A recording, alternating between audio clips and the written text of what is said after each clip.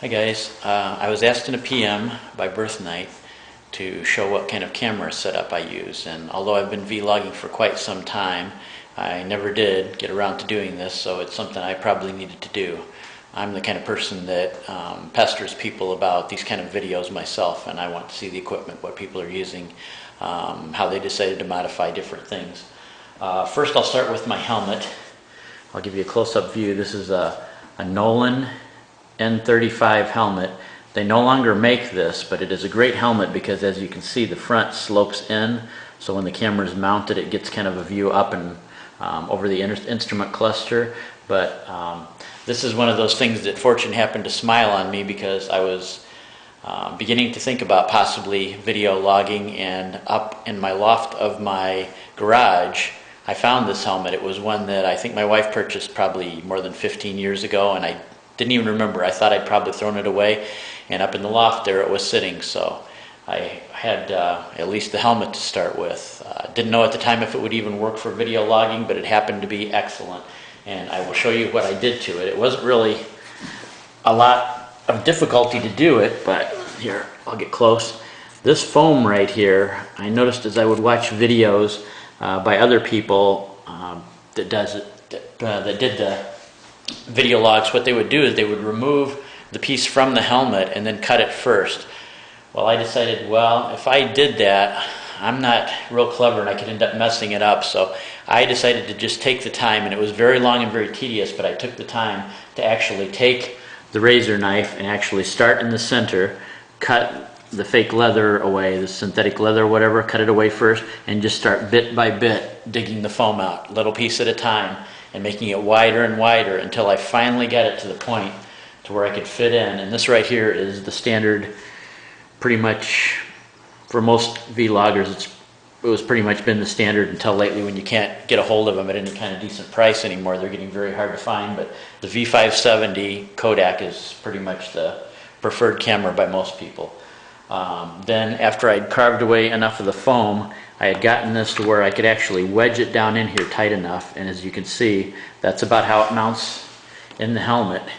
And I've got it mounted well enough and tight enough that, see, it isn't even going to fall upside down. I mean, it is wedged in there nice and tight, so it's not going to give me any kind of trouble.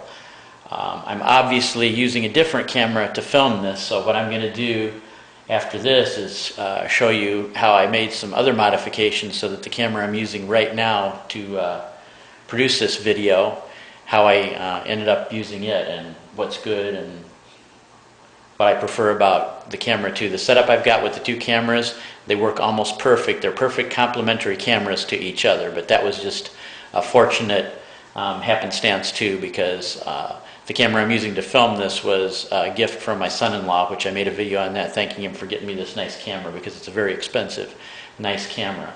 So what I will do in the next part of the vid is I will switch over and use the other camera and show how this one is mounted. But also, for those of you that may not be familiar with the V570, I'll turn it on here and give you a quick explanation that this top lens is the one that is like an ultra wide angle lens. So that is the one that is not blocked by the bottom part of the helmet. It's obviously sticking up high enough, which also means once in a while, if you hit the wrong button, you're going to switch it to the bottom lens, and then you're going to see not very much other than a little bit of the sky and then your helmet, because the bottom lens is blocked, obviously. And also, an advantage of the ultra wide angle lens is you can pretty much see from side to side the way your peripheral vision for your eyes work. But one disadvantage, it's so ultra wide that if I'm talking about something, I've noticed in some of my earlier vids, if I was like about 30 foot away from something and it was like maybe, not super large size, I could see it pretty clearly and I would point at it and talk about it. But then when I would watch my vids later, I would notice it was like a tiny speck, like nobody could even see it. So by switching to this camera that I'm using to film this right now, I will show you how an ordinary wide angle lens actually performs better when you're pointing out things that are maybe a medium distance away, so people can actually see more the size perspective of what you're seeing. So I'll switch to the other camera now and I'll explain the next mount system I had.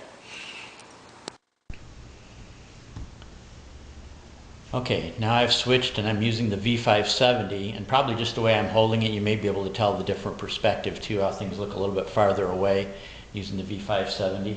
Well, this camera right here is a Sony CyberShot T100. No, this is a T200.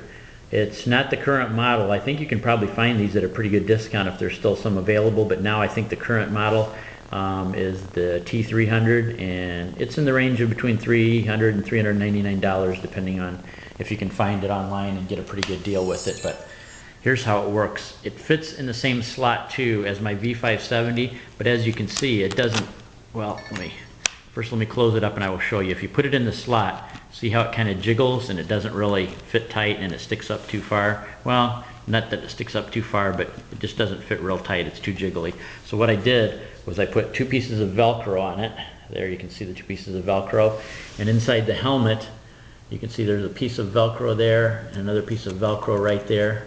Now, they don't really hold it in the camera super tight, but the nice thing about this CyberShot is when it's on there and the Velcro is even holding it a little bit, it is pressed up tight against the tip of my nose, which doesn't make it the most comfortable in the world, but it actually does the job, and it sits like this. And then when you close the face shield, when it's sitting with the right perspective, you can see it's pretty tight against the face shield that it's not going to move forward at all.